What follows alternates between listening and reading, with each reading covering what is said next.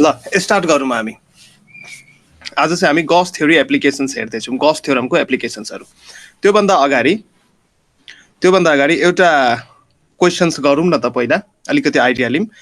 मानौँ योसँग हामीसँग एउटा सेमी हेस्फियर छ। ल मानौँ हामीसँग एउटा सेमी एस्फियर छ। सेमी एस्फियरको एउटा फेसमा मैले चाहिँ एउटा चार्ज राखेँ। सेमी एस्फियरको फेसमा, यो चाहिँ सेमी एस्फियर हो। सेमी एस्फियरको फेसमा मैले एउटा चार्ज राखेँ। यो सेमी एस्फियर हो। यसको यो फेसमा चाहिँ मैले एउटा चार्ज राखेँ। मानौँ चार्जको म्याग्निट्युड मैले राखेँ क्यू। मलाई भन्नुस् त फ्लक्स कति हुन्छ यो एस्फियरबाट, यो सेमी एस्फियरबाट फ्लक्स कति हुन्छ? सेमी एस्फियर अथवा हेमी एस्फियर पनि भन्न सकिन्छ यसलाई। फ्लक्स कति हुन्छ यहाँबाट? टेक्निक मैले बताएको थिएँ। फ्लक्स कति हुन्छ?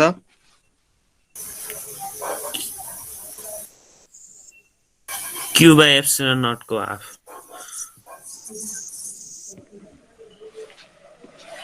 सुनिल जी फ्लक्स कति हुन्छ? Q by epsilon naught को हाफ हुन्छ और Q by 2 epsilon naught। Okay, Q by 2 epsilon naught हुन्छ। किन Q by epsilon naught, किन Q by 2 epsilon naught भयो? किनकि यो हेमी एस्फियर हो र हेमी एस्फियर कसरी बन्छ? जब हामी एस्फियरलाई बिचबाट काट्छौँ। मानौँ यो तलको फिगर एउटा हाम्रो एस्फियर हो। एस्फियर भनेको फुटबल बुझ्न सक्नुहुन्छ, हेर्दाखेरि यो सर्कुलर देखे पनि यो एस्फियर हो। जब यो एस्फियरलाई म यसरी बिचबाट काट्छु अनि बल्ल यो हेमी एस्फियर बन्छ। यदि एस्फियरको भित्र चार्ज छ मेरो प्लस क्यू, त यति बेला फ्लक्स हुन्छ हाम्रो क्यू बाई इप्सिलोन नट। यो चाहिँ गॉस थ्योरम अनुसार भयो। अब यही एस्फियरलाई यदि मैले बिचबाट काटिदिसकेपछि फ्लक्स पनि कति भइदिन्छ त? हाफ भइदिन्छ। यस्तो खालको क्वेसनहरू पनि सोधिन्छ है, फ्लक्स पनि हाफ भइदिन्छ। त्यही अनुसार अर्को क्वेसन्स हेरौँ। मानौँ मसँग एउटा क्यूब छ, cube.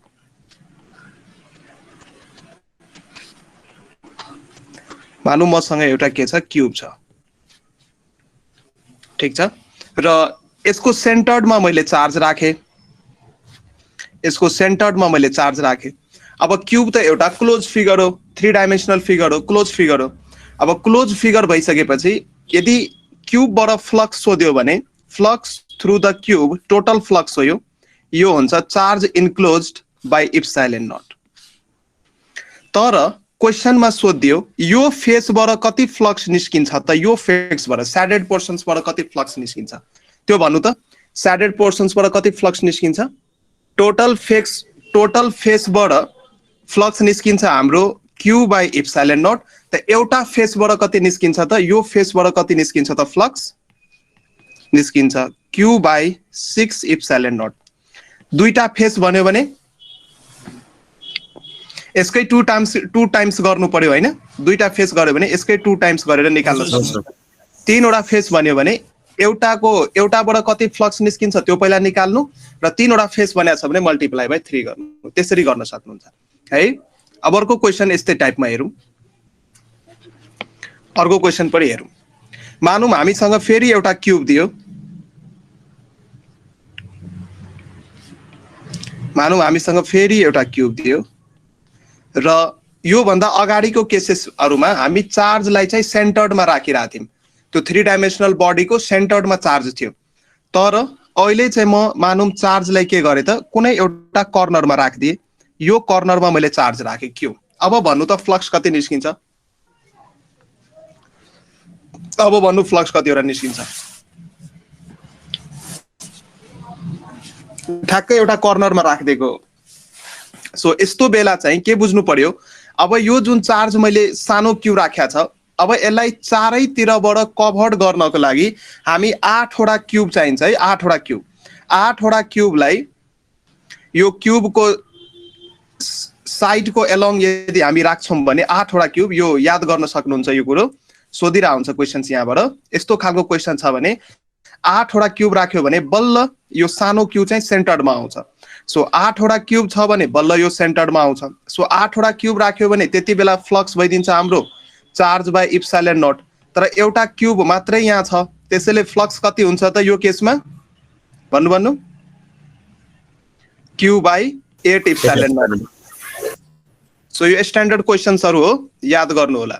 Q by 8 epsilon naught. Questions practice गर्दाखेरि क्वेशन्स बैंकमा यस्तो खालको क्वेशन्सहरु भेट्न सक्नुहुन्छ. ल ठीक छ, अब चाहिँ हामी एक्चुअल च्याप्टर तिर लाग्छौं. अब हेर्नुस्, यो फ्लक्सबाट चाहिँ धेरै टाइप्सको क्वेशन्सहरु फ्रेम गर्न सकिन्छ. इट डिपेन्ड्स अपन कस्तो खालको एक्जाम को लागि तपाई तयारी गर्दै हुनुहुन्छ. तर एउटा रेडीमेड आन्सर चाहिँ याद गरेर राख्नु. मानौं हामीसँग एउटा कुनै कोण छ, यो कोणको एप्लिकेसन हुन्छ, यो आन्सर याद गर्दाखेरि अरु आन्सर हामी इजिली डिराइभ गर्न सक्छौं. मानौं हामीसँग एउटा कोण छ. कोण भनेको आइसक्रिमको कोण बुझ्न सक्नुहुन्छ. यो कोण हो हामीसँग.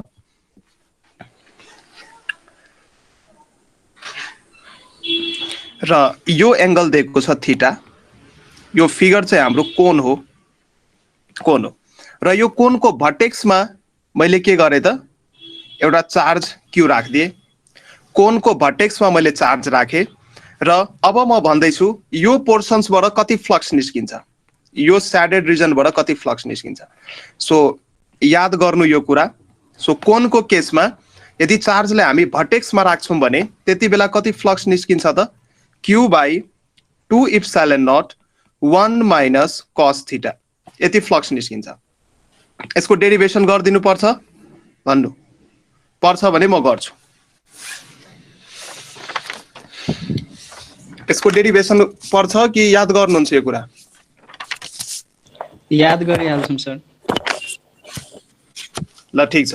अब यही कुराहरु युज गरेर हामी अरु केसेसहरुको पनि डिराइभ गर्न सक्छौं. ल ठीक छ. तर त्यो डिराइभ गर्नु भन्दा अगाडि हामी चाहिँ कस्तो सरफेसमा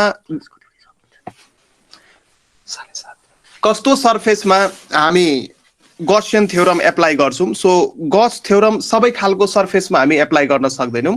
सो केही क्राइटेरियाहरु हुन्छ, केही कन्डिसन्सहरु हुन्छ गॉसियन थ्योरम एप्लाई गर्नको लागि. सो त्यो कन्डिसन्सहरु पहिला हामी लिस्ट गर्छौं. So conditions for Gaussian surface. Gaussian surface को कंडीशन कस्तो सरफेसलाई हामी गॉसियन सरफेस भन्छौं त. सो यसको कन्डिसन्सहरु छ. यही कन्डिसन्सहरु एप्लाई गरेर हामी यो डेरिभेशन्स गर्छौं अथवा न्यूमेरिकल गर्छौं, स्ट्यान्डर्ड रिजल्ट्सहरु डिराइभ गर्छौं. यो कन्डिसन्सहरु हामीले लाउनु पर्ने हुन्छ. सो पहिलो कन्डिसन्स के हो भने गॉसियन सरफेस चाहिँ सिमेट्रिक हुनु पर्यो about charge distribution. So Gaussian सरफेसमा जुन चार्ज डिस्ट्रिब्युसन भएको छ त्यो चार्ज डिस्ट्रिब्युसन चाहिँ सिमेट्रिकल हुनु पर्यो. First condition.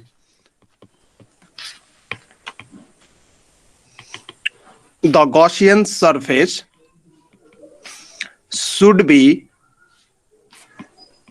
symmetric about charge distribution.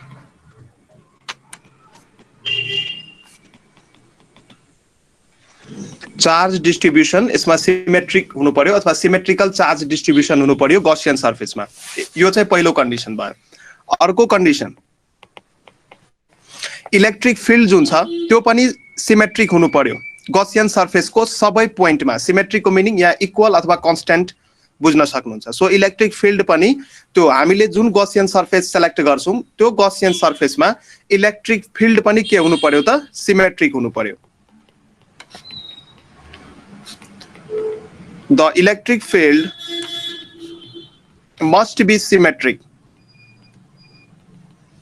Symmetric means constant अथवा equal at all points of Gaussian surface. Gaussian surface को सबै पोइन्टमा इलेक्ट्रिक फिल्ड पनि के हुनु पर्यो त सिमेट्रिक हुनु पर्यो.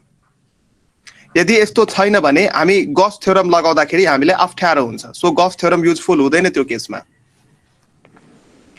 थर्ड पोइन्ट जुन हाम्रो एंगल छ द एंगल थीटा. मलाई भन्नुस् त्यो थीटा कुन कुनको बीचको एंगल हो? अस्तिको क्लास याद छ होला. यो थीटा जुन छ यो के कुन दुईटा क्वान्टिटीको बीचको एंगल हो? कसैलाई थाहा छैन? Angle between electric field and area vector हो कि हैन? त्यो चाहिँ थीटा हो. must be same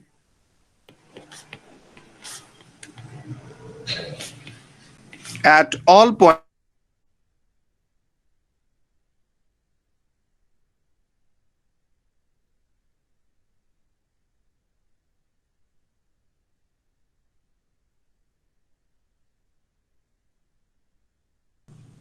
ल सो थर्ड पोइन्टले के भनिरहेछ भने द एंगल थीटा र थीटा चाहिँ यहाँ इलेक्ट्रिक फिल्ड र एरिया भेक्टरको बीचको एंगल हो must be same at all points of the Gaussian surface Gaussian surface को सबै पोइन्ट्समा चाहिँ यो के हुनु पर्यो त सेम हुनु पर्यो must be same at all points of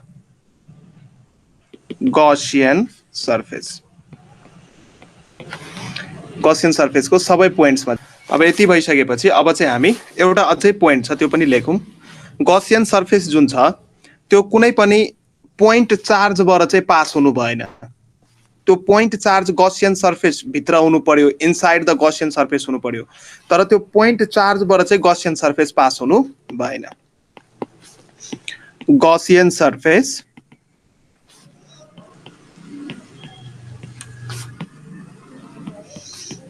must not pass through any point charge.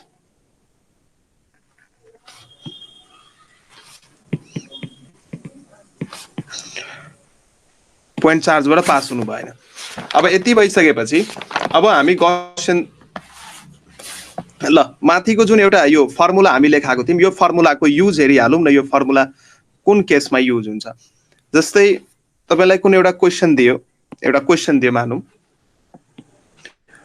एउटा सिलिन्डर दिएको छ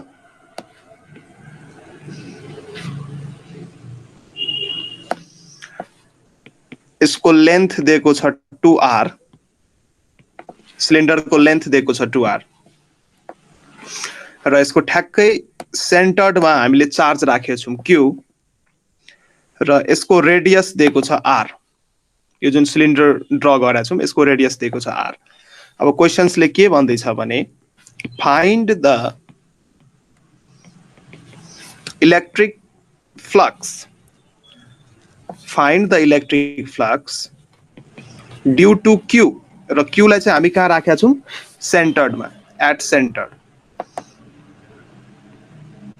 q लाई हामी सेन्टरमा राखेका छौं थ्रु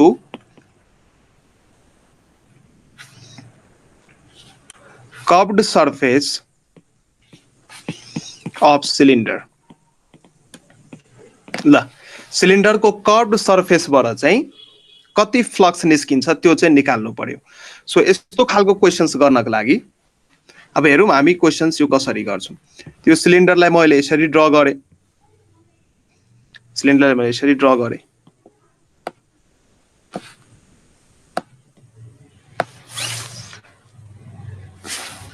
र यहाँ म केही कन्स्ट्रक्सन गर्दै छु सेन्टरमा चार्ज राखेको छ मैले मानौं यसरी यो रेड कलरले जुन म ड्रा गरिरहेको छु त्यो चाहिँ सर्टेन कन्स्ट्रक्सन्स हो यसलाई सर्टेन सिमेट्री दिन खोजिरहेको छु यो फिगरलाई ब्रेक गर्न खोजिरहेको छु म अब हेर्नु त माथि पनि एउटा कोण बन्यो तल पनि एउटा कोण बन्यो कि बनेन भिजुअलाइज भइरहेछ यो कुरो यो पार्ट यो एउटा कोण भयो हैन र तल यति पार्ट पनि एउटा कोण भयो हो र कोणबाट कति फ्लक्स निस्किन्छ त्यो हामीलाई थाहा छ माथिको रिलेसन अनुसार कोणबाट कति फ्लक्स निस्किन्छ यो माथि जुन फर्मुला हामीले लेखेका छौं q upon 2 epsilon not 1 minus cos theta यति फ्लक्स चाहिँ यो कोणको यो फेसबाट निस्किन्छ यो फेसबाट अब हेर्नु त यहाँ दुईटा कोण छ माथि पनि कोण छ तल पनि कोण छ सो यो कोणबाट टोटल फ्लक्स हामीलाई थाहा छ चार्ज चाहिँ हाम्रो ठ्याक्कै यहाँ सेन्टरमा राखेको छ सो q टोटल हामीलाई थाहा छ q टोटल कति हुन्छ भन्नु त टोटल फ्लक्स कति हुन्छ q total q by epsilon naught हो q total q by epsilon naught okay yes अब कर्व्ड सर्फेसबाट फ्लक्स निकाला भन्दैछ यसको मतलब यो पार्टबाट कति फ्लक्स निस्किन्छ त यो पार्टबाट कति कर्व्ड फेस है यो पार्टबाट कति फ्लक्स निस्किन्छ सो सिलिन्डर बाट टोटल फ्लक्स चाहिँ हाम्रो q by epsilon naught निस्किराछ अब यहाँबाट चाहिँ 2 times flux due to the cone यदि मैले घटाइदिए भने कर्व्ड फेसबाट निस्किन्छ कि निस्किदैन त्यति फ्लक्स भन्नु निस्किन्छ सर निस्किन्छ ल ठीक छ अब यो ठ्याक्कै सेन्टरमा राखेको छ भने केही कन्स्ट्रक्सन्स गरौँ यहाँ यो कोनको जुन एंगल छ हाम्रो सेन्टरमा राखेको भएर यो एंगल कति हुन्छ यसरी मैले कन्स्ट्रक्सन गरे यो एंगल हुन्छ हाम्रो 45 डिग्री यो एंगल पनि हुन्छ 45 डिग्री सेन्टरमा राखेको छ हैन र यति भयो हाम्रो रेडियस आर यो भयो radius are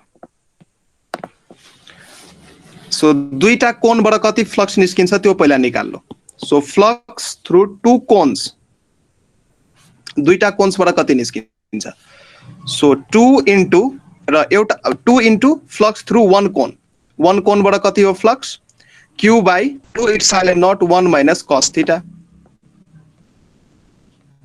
q by 2 epsilon not 1 minus cos theta यो 2 र यो 2 के भयो क्यान्सल भयो सो दुईटा कोनबाट कति फ्लक्स निस्किने भयो त q upon epsilon not 1 minus cos theta र थीटा यहाँ कति छ 45 degree 1 minus cos 45 degree cos 45 कति हुन्छ 1/√2 सो यति चाहिँ दुईटा कोनबाट फ्लक्स निस्कियो यो जुन एक्सप्रेसन छ हाम्रो q upon epsilon not 1 minus 1/√2 यो चाहिँ दुईटा कोनबाट निक्लेको फ्लक्स हो अब मलाई कर्व्ड सर्फेसबाट फ्लक्स निकाल्नु पर्यो flux through the curved surface निकाल्नुस् त अब आइडिया आइसक्यो होला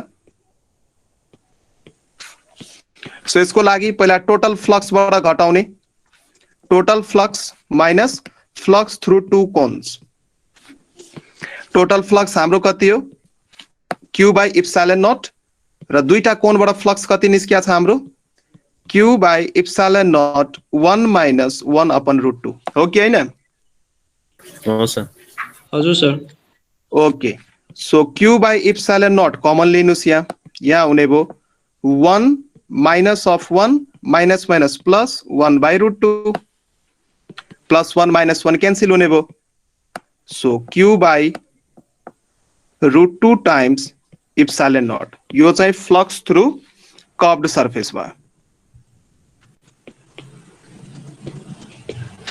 फ्लक्स थ्रु कर्व्ड सर्फेस भयो सो यसरी यो फर्मुला हामी युज गर्न सक्छौं ओके हाँ सर ल ठीक छ अब यसमै केही हामी अब यही क्वेशन्सलाई अब धेरै तरिकाले अब चेन्ज गर्न सकिन्छ कि सो माथि एउटा कोन राखेर र तलको डायग्राम जसरी पनि दिन सकिन्छ जस्तै एउटा नेक्स्ट खालको क्वेशन हेरौं यस्तो खालको फिगर दियो सपोज यो अर्को खालको क्वेशन हो तर सेम कन्सेप्ट युज गर्न सकिन्छ मानौं यस्तो खालको फिगर दियो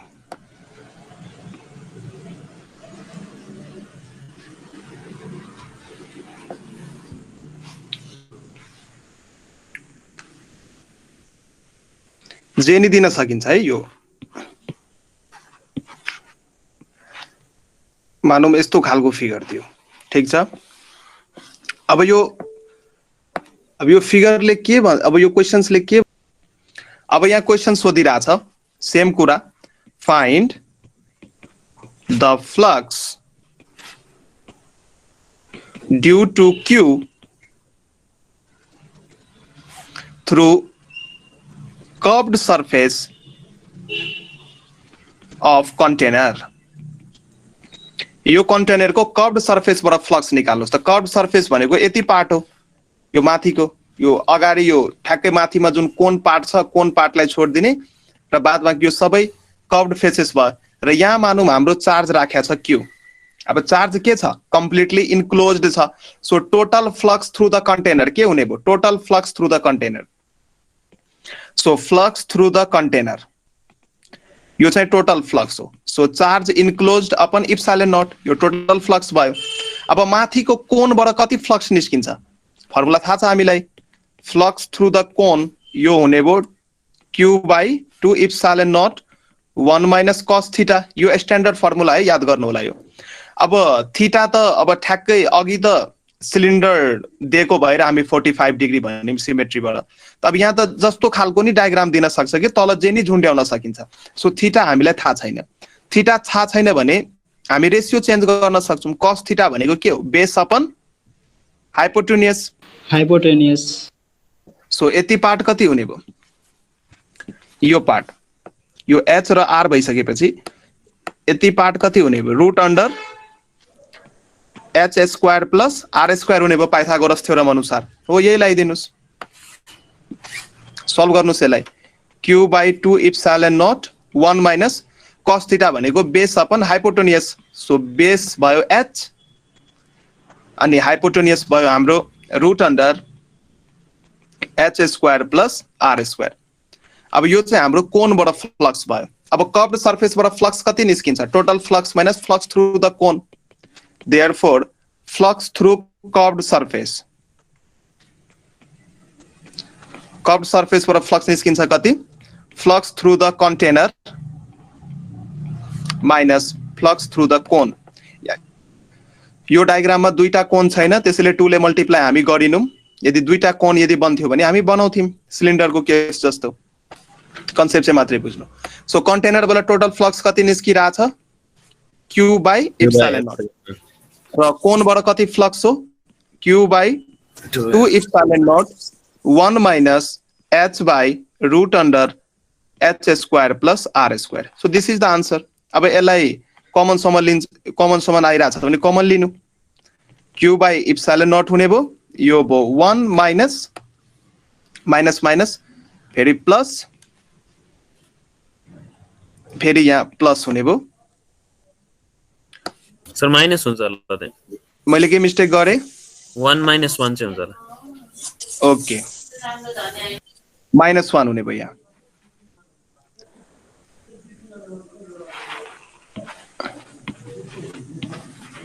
यहाँ चाहिँ -1 हुने भयो अनि यहाँ चाहिँ plus h by root under h square plus r square सर 1/2 हुन्छ होला त 2 पनि छ नि त प्लस r स्क्वायर हुन्छ त्यहाँ नि सर हो 2 root under h square plus r square 1 minus 1/2 भनेको कति भयो 1 हो 1/2 हो सर त्यो 1/2 लाई बाहिर निकाल्दा हुन्छ 2 लाई बाहिर निकाल्दा plus h by root under h square plus r square अब यसलाई फर्दर सिम्प्लिफाई गर्न सक्नुहुन्छ कस्तो खालको अप्सन दिएको छ क्वेशनमा त्यो अनुसार गर्न सकिन्छ ठीक छ ठीक छ सर ए सर त्यो h/2 root under h square plus r square हुन्छ सर त्यहाँ अप्सन दिएको छ त्यो अनुसार डिराइभ गर्न सक्नुहुन्छ ल अब चाहिँ हामी गॉस लॉ को एप्लिकेसन तिर जान्छौं सो गॉस लॉ को एप्लिकेशन्स के हो यो एप्लाई गरेर हामी फिल्ड क्याल्कुलेट गर्छौं है त so application of Gauss law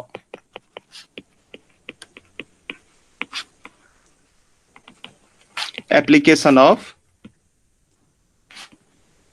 Gauss law को एप्लिकेशंस सो फर्स्ट एप्लिकेशंस लेखौं to calculate electric field due to infinitely मतलब धेरै लामो इन्फाइनाइट को यहाँ मिनिङ चाहिँ के हुन्छ भने यसको विड्थ को रिस्पेक्टमा लेन्थ धेरै लामो छ अथवा मोटाई को रेस्पेक्टमा यसको लम्बाई धेरै ठूलो छ त्यो चाहिँ इन्फाइनाइट त्यो सेन्समा चाहिँ हामी यो इन्फाइनाइटली लङ को कन्सेप्ट युज गर्छौं इन्फाइनाइटली लङ युनिफर्मली चार्ज्ड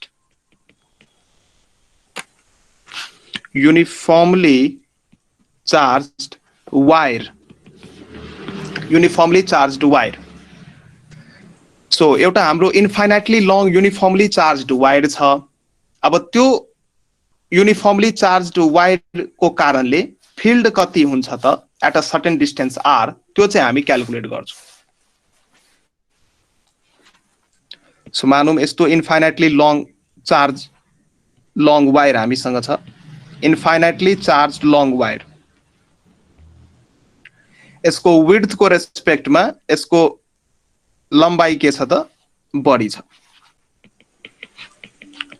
मानौं यो वायर पोजिटिभली चार्ज छ, पोजिटिभली चार्ज। हामीलाई फिल्ड निकाल्नु पर्यो गस ल लगाएर। सो पहिला चाहिँ के गर्नु पर्यो त एउटा गसियन सर्फेस चाहिँ हामीले के गर्नु पर्ने हुन्छ त कन्सिडर गर्नु पर्ने हुन्छ चार्जलाई इन्क्लोज गर्नको लागि। एउटा गसियन सर्फेस हामीले मान्नु पर्ने हुन्छ। सो दिमागमा चाहिँ के राख्नु पर्यो भने यदि लङ वायरमा चार्ज डिस्ट्रिब्युट भएको छ भने त्यसको लागि गसियन सर्फेस हुन्छ सिलिन्ड्रिकल। सो यसको लागि गसियन सर्फेस हुन्छ हाम्रो सिलिन्ड्रिकल। सिलिन्ड्रिकल गसियन सर्फेस हामी मान्छौँ। सो सिलिन्ड्रिकल गसियन सर्फेस हाम्रो गसियन सर्फेस हुन्छ सिलिन्ड्रिकल।